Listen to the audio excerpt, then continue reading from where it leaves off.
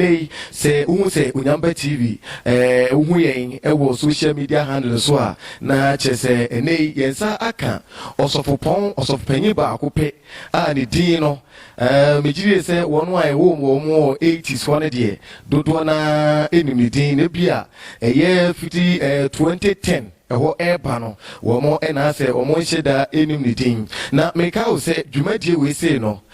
uko social media so especially YouTube uko so a ubehu dwumadie we se eho na Facebook nso uko a eno so ubehu Onyamba TV dwumadie a yedie nyina no uko no ma ubete yenka eho nso udi dwumadie bia nso ubetimi atonsa ede afrain na se no medical idea tudwa no ene dwumadie no ye wo Asante Achem konongo ahanom na yensaka sofpani bi ewo ha eni din no se me bo a eri be kai we ye sofpani enim dada no anasi we ye foforo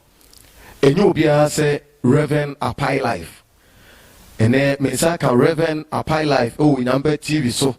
amene no e ba be hwe nkomo na mebisa ne se Apai Life no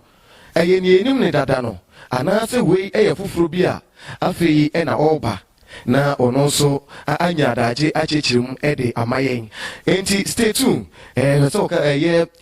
TV no anase onfa wonsa enka na yene Reverend Apai Life entwetwe enkomo na yenhwe esene ono so ebeka se dadada tete Apai Life na yenim no anase we foforo a afi ena oba Onyamba TV so ena ugusu a ohwe no yanko Reverend enchen na yene no entwetwe enkomo ewo hanom Reverend Apai Life ono ene da Great Light Worship Center ono ene da asafui anom yanko enchen ne ene enkomo Reverend enwa yeah. No shaking. The road is already clear. Hey, Reverend, Reverend, yeka Apai Life, Reverend Apai Life wa. Reverend, Apai Life wa one why? Apai Life ne me ameti hey. Na Apai Life the whole world no edini e ba kope. Ti Apai Life de ene me a misi hey ya etie for ehwe me. Obi bia wonim me enim sa Apai Life enim de ensesa ana Apai Life voice nso ensesa and they said your me voice na hunu me nim no me ana me si hey na say ye ka Apai Life for we nye Apai Life fro bia afi no oba bet mbese me tifri wanum enkrofo ebre ene tie wonka ebi say Apai Life bi mre bia watwam no sa Apai Life nde na aban agu enya de say Apai Life no wonum bio na we ya Apai Life foforo mpese na wotu anum tu eche na hwefo a ehwe Onyamba TV sabri ame no e ka say no we ya Apai Life foforo a oba ananse we ya Apai Life enim no tete timirum era asapam say kwasem ne muaye na di kan aba me say obi a onim manim no enim Apai Life a me ka say and obi a wonim me voice no enim Apai Life a me ka say Apai Life voice ye ba kope manim so de ensesada enti Apai Life a wo team edin dada no me ankasa na hu me ene ti edien ye mo na su se eja no ba yiwie so a yensan so enkyerekyer ti se monte Reverend Apai Life onka na enye se dwane no adwane akwache ba bia nemum Nyankopon asempa no na ode ema eye adehye so a ewo nkrofo nkro ene nkrofo ama hodo so enti Nyankopon ayi na dom asan so ede no aba bekensa na yenim Reverend Apai Life said medical account 20 year 2001 2002 Kumase ene miami ahodo de enye nim tumi pa etaya kira na se tumi a na Nyankopon edi amana na odi ye nyamedwuma na nsanye sedante ne nka na fe ye tene nka no me komisa no se Apai Life se tumi a ana se ahodia na nyame enam nsaso edi etu akwatafo yare eti enifrafo ani woyi awarefo a womo awade egwu womo a enya awade woni a yehye owuo womo so a eduabo edom so no wo paisa nko na nyina from so no yebisa se yete ne nkachi sa tumi no edaso ewo ana Reverend tumi Nyankopon edi ema wo no yete won ka che pa yebisa se sa tumi no ɛda so obio anaasɛ tumi no sesia deɛ ɛwɔ fam kakra. Mera ase paa. Am sɛ me Bible ne kura me no kyerɛ sɛ yɛbɛfiri adom mu akɔ adom mu. Enti nyame dwuma mu no yɛnyini wɔ adwuma nim. So aho enti no me hu no sɛ first kura na adwuma nyame de me yɛ no na yɛ nkwala adwuma. Afei ana nyame de me yɛ nneɛma akɛse a ɛboro ɛnkane deɛ no so. Na deɛ mekan no bi a obi wɔ akyire nhyɛ da ɛnte aseɛ because bi a wɔte me din akyɛ. Na wohwɛ ɛna asɔfo yi a obiara ne hɔ otu kwan a Sunday koraa no ɛbɛto no wɔ aburokyire. But me metumi tu kwan makɔdi 2 years. Metu kwan ne bi a makɔdi 1 year. Eti no sɛ nipa bi te sei no na meta tu kwan a ebi a wɔntɛme nka na nkyerɛ sɛ adom no afiri me so. Na nyame adom Awurade sɛ yɛbɛfiri adom mu akɔ adom mu. Sesei nyame gu so yɛ koraa sen anka ne mpo. Am sɛ sɛdeɛ na meka no Kumase Abrotia Baso Club nkyɛn hɔ no ɛhɔ ɛne baabi a na meyɛ ma sɔre na mekae sɛ Abrotia Park no so no na everyday biaa time biaa wobɛhu sɛ yɛyɛ yi wɔ hɔ. One day bi na meyɛ crusade ɛna megyina hɔ na mekaa sɛ meyɛ crusade no na time aso ɛwɔ sɛ mekɔgye mic but ne efunadaka esi park no so. Timegye mic a na mse yɛfiri nnɛ yɛnsie funu biaa wɔ park wei so biem yɛnyɛ yie biaa wɔ park wei so biem. Aseda nka nyame sɛ asɛm a mekan no ɛyɛ 23 to 25 years ne yɛnyɛ yie biaa ɛwɔ park no so da. Deɛ ɔgye n'akoma mu akyinyeɛ no paa ɔnkɔ bisa. Deɛ ɛka so obi odiifo a odiifo no obi a wɔnum asɛm tumi ɛdi akyire na ɔka asɛm a ɛnni hɔ ɛma ne timi yɛ hɔ. Reverend Sia Apai life. Meka say the road is clear. Jesus said no shaking. No shaking. I say for Apai life, Reverend Apai life, Sia account, Reverend Sia Apai life. Or no, no, to and Kona Meka say, Ugusua, Ushe, Unyamiba TV, so, Uko social media, channel now, Swa, Unsa, Ebekai, na Jumedia Edi now, so when you be ashamed. Yahupo, Ednisi, Mekakre, and Sabria was a piano, a teen, and Yahupo, and Koye, na Prisa Brin so kono, a teen, and a Oba Reverend, and one asemono, Makana, things I was Yanumbi, Yahupo. Edward Kokusia Kra, a tea and or do Kusiano, buy and woye, and a dear Pioso, na young him in through Medawasapam say, men persem dear tea for Bequach because we are so Casa Bibria, and Mao Casa no crying shedder any day. A year Wednesday, Cecia me walk on the Conongo, Anna me Casa Cecia. The person sama me direction ne bi. Unya dru kono nwa. Nwa fa low cost taxi. Osi ubesi Atunsu Junction.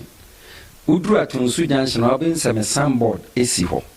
Usi wo ho a ohwe wanim straighter. Won say the same sandboard no ebisi efie bi anim. A ya painting green color. Ugina Atunsu Junction okwa obehu fie. Na meka assembly. The American say, Nami tie news, and news are Nami tie no. Na a dom news. Anna Mete say weather forecast for no, or mu interview. No, so a da ya wada. In su beto pan, in soon be start at 3 a.m. Ahumache. A beto the whole day, just say in sua a beto nejai, and a beto nejai. A drum kayano. Menso me starte asore wa ha counseling service Wednesday ni nsu to anopa na kosi awia na mepon ye no but asedan kenya me se nsu ni to nyina no na nkofo na mu eba ana me ye madwen se da bi se enso Wednesday no se beto ya wada dia na che se that means e be se me program omo kan kra no si week ni nyina na me ko preach our FM station. Te me sorry ahomache be 3 no ma hu se nsu na muna pa. Itu meka 4:30 na nsu na muna. Meka 4:30 na nsu na muna. me kɔna na me hu sɛ nsuo no frase ɛpete te me call station hɔ na ɔmo yɛ me interview no ana me pagya me nsa mienu nyinaa kɔ soro ana presenter no bisa me sɛ reverend ade a wayɛ ne ɛyɛ me nwanwa woma station ha mpagya wo nsa mienu nyinaa nkɔ soro saa da na yɛde adeɛ ɛna asie adeɛ wahunu biribi anaa am so weather forecast for na asɛm na ɔmo kan no ɛyɛ ayɛ hɔ because obi a meba bɛstart asɔre foforɔ first day nsuo atɔ akɔpem sɛ mewi asɔre no second day nsuo bɛtɔ the whole day na kyerɛ sɛ that means Ghana ha no ɛnte sɛ aburokyire nsuo tɔ a na nkɔfoɔ nam snow mu ɛkɔ adwuma no na kyerɛ sɛ that means asɔre na yɛbɛyɛ na yɛbi collapse no nti mepagya me nsa ana obisa me sɛ adan na me sɛ mekyekyere soro mekyekyere wiem na mbisa sɛ de adeɛ na ohunu wɔ abɔnten wɔ sɛ nsuo no muna paa obi a adeɛ akye no ɛsɛdeɛ nsuo no asi amuna na wɔbɛka sɛ adeɛ asa ana mɛka kyerɛ no sɛ awurade bɛma nsuo no a amuna no awia ɛbɛpie sesi a nti awia bɛpam nsuo no afiri hɔ sesi a na obisa me sɛ time bɛɛ na mese 6 o'clock mewie program no 6 o'clock mewie na ɔdeɛ ne wura fi nti ɛma metwa m'ani ɛhwɛ abɔnten hɔ mehwɛ na awia pie na mbisa na sɛ de adeɛ na ɔhunu na ɔsɛ awia na ɔfiri aseɛ sɛ wɔkeka mu so ɔhunu nyame tumi a ɛte sɛ ida na mesɛ saa na awurade ayɛ me awurade wama me power gift na obi bia a ɔde ne ho ɛbɔ me anaa obɛdi m'akyi no awurade de ɔgyeɛ ne fa hodie ɛnama no ɛti no sɛ ɛtiefoɔ mutie me na muhunu a ɛyɛ Reverend Sia Apai life menim sɛ Bible mu no onyankopɔn nipa baako pɛ ana Bible mu no ɔtumi kyekyere nsuo 3.5 years ana ɔde safoa no ɛhyɛ ne bɔtɔm yɛyi saa onyankopɔn nipa ne firi hɔ a ɛyɛ Reverend Sia Apai life na nsɛn bi na meyɛ program ɛwɔ Kumase meyɛ program na yɛ 31st all night na nsuo mu na paa nya sɛnketewa ɛdɛm hɔ ayɛ ma ama nipa koraa ɛtete abɔnten but adeɛ a Israel nyame te asefoɔ yɛɛyɛ ɛne sɛ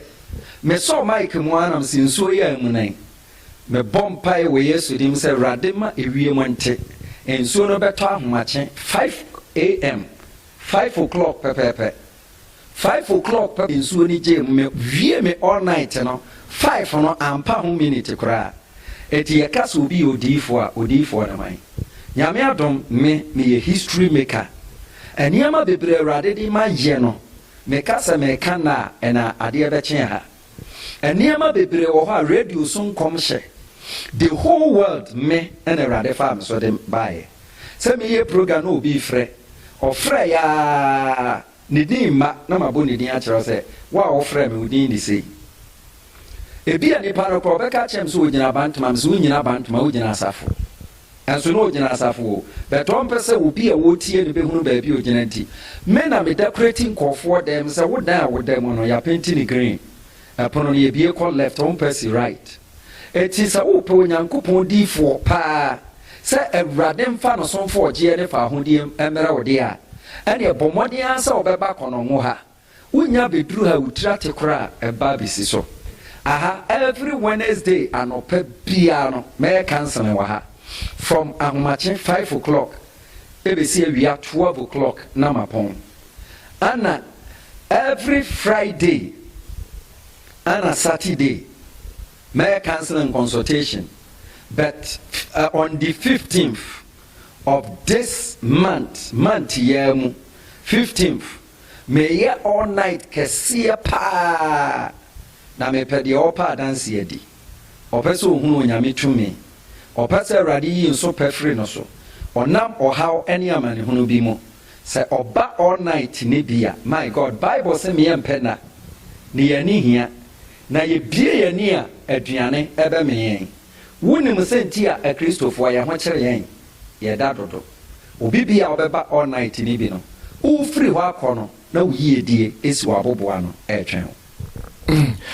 Ufri efi hanom enko no na uyedie efiri esi waboa no a ɛtwɛn wɔ abusuafo Reverend Apai Life ɛna yɛne no ɛretwe nkɔmmɔ no ɛti yɛde ɛkasa no nyinaa ɛsi ɛha nomɔ na ansana no Reverend wowɔ number bi a wode bɛto dwa ebia so obi pɛ sɛ ɔfrɛ wo a na ɛno nso watumi afrɛ na ɛsi so sɛ bɛyɛ a wobɛtumi ahu kwan sɛ ɛnɛ nipa bɔnefoɔ adɔso nti wɔ number bi a wode bɛto dwa ne yɛmfa yɛ no ɛsi yo mera ase paa me number me use ɛyɛ 054 90 94 940 054 90 94 940 ana me WhatsApp line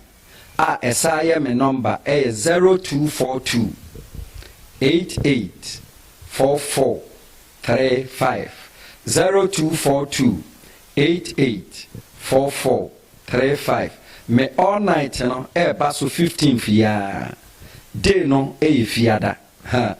na ɛnneɛma a Awurade bɛyɛ ɛwɔ Asante Akyem ha ɛyɛ Kɔnɔngo low cost Atunsu junction ɛyɛ greenhouse ha no utira tekora ɛba bɛsi so ahai a mete a mekasa sesi ai ahai ɛyɛ baabi a meyɛ counseling and consultation consultation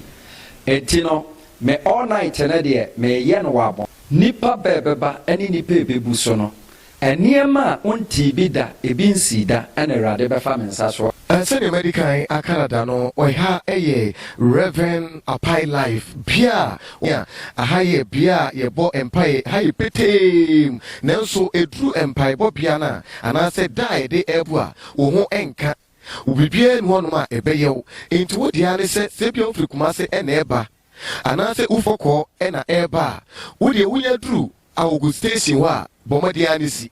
wosi pɛ fa locust taxi car locust car na fabra kache taxi driver say ubesi wo atunsu junction usi atunsu junction na atuani ubu say abrosan anase dan green ebi wo hono ma yato wo e de afa ho na ba hono ma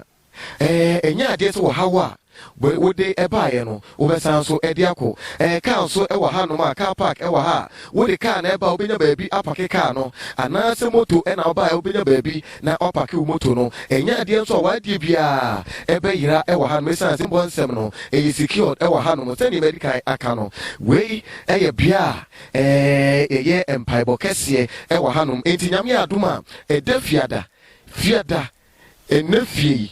enafie ni na wotwe mienu eso pepe no ena ampaya ebedwa ewu fidie manum enti mo amaso am ne so abre na mukom eribon momra na Reverend Apai Life obesie mo na wamamo ahome aha eye bia wo ye ne counseling aha eye bia Reverend Apai Life wo ye ne counseling aha